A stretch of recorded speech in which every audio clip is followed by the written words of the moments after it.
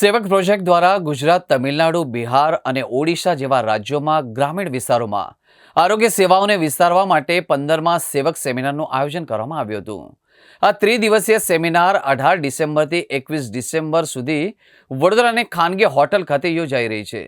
આ કાર્યક્રમમાં વિવિધ તબીબી નિષ્ણાતો દ્વારા સેવકોને આરોગ્ય સંબંધિત તાલીમ આપવામાં આવી રહી છે, જેથી ગામડાઓમાં રોગોનું વહેલું નિદાન અને નિવારણ શક્ય બને તેવા પ્રયાસો કરવામાં આવી રહ્યા છે.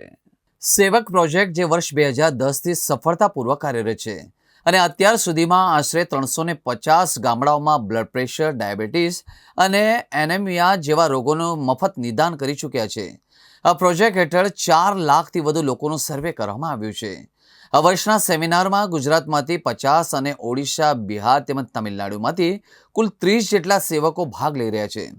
આ કાર્યક્રમ અંગે પ્રોજેક્ટના ફાઉન્ડર અને ચેરમેન ડૉક્ટર ઠાકોરજી પટેલે કહ્યું કે સેવક સેમિનારની વડોદરામાં વર્ષ 2010થી આ પ્રોજેક્ટની શરૂઆત નરેન્દ્ર મોદીની પરમિશનથી શરૂ કરવામાં આવી હતી.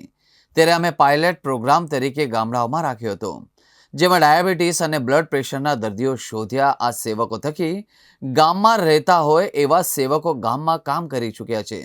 હાલમાં 300 જેટલા ગામમાં આ કાર્યક્રમ ચાલે છે. હાલમાં તમિલનાડુ, ઓરિસ્સા અને બિહારમાં આ પ્રોગ્રામ કર્યો છે અને તેનાથી લોકોને ખૂબ જ ફાયદો થયો છે. ભારતીય સેવા સમાજ અને સેવક ફાઉન્ડેશન ટ્રસ્ટ દ્વારા આયોજિત આજે સેવક પ્રોજેક્ટ ના વર્ષીય કાર્યક્રમમાં આજે મારી ઉપસ્થિતિ અને સેવકોનું સન્માન કરવાનો જે મને મોકો મળ્યો એના માટે હું સેવક પ્રોજેક્ટ અને ભારતીય સેવા સમાજના તમામ હોદ્દેદારોને ખૂબ ખૂબ ધન્યવાદ આપું છું.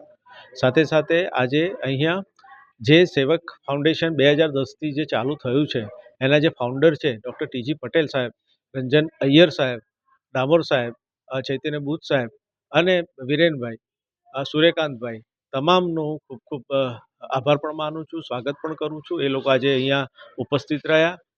ચાલુ દિવસમાં આજે સેવકોના જે કામ એટલા સરસ છે કે ચાલુ દિવસમાં પણ આજે દરેક લોકો આજે અહીંયા ઉપસ્થિત છે. સેવકો જે અહીંયા બેઠા છે એમને અત્યારે સન્માન એટલે કરી રહ્યા છે કે દેશના છેવાડા સુધી એ લોકો ગયા છે અને મલ્ટિપલ ડિસીઝ અને મલ્ટિપલ પ્રિકોશનરી મેજરમાં એ લોકો હેલ્પ કરી રહ્યા છે.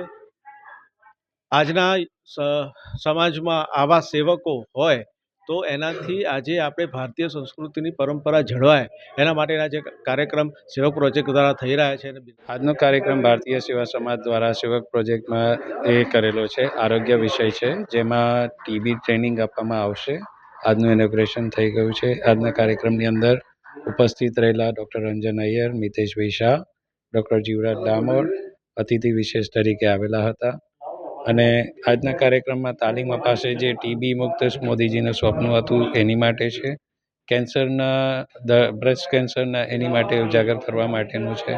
તથા પથરીના પેશન્ટોને એને પથરીની સારવાર કરાય એની માટેનું પણ આખું ટ્રેનિંગ તાલીમ આપવા માટેનો કાર્યક્રમ યોજાયો છે.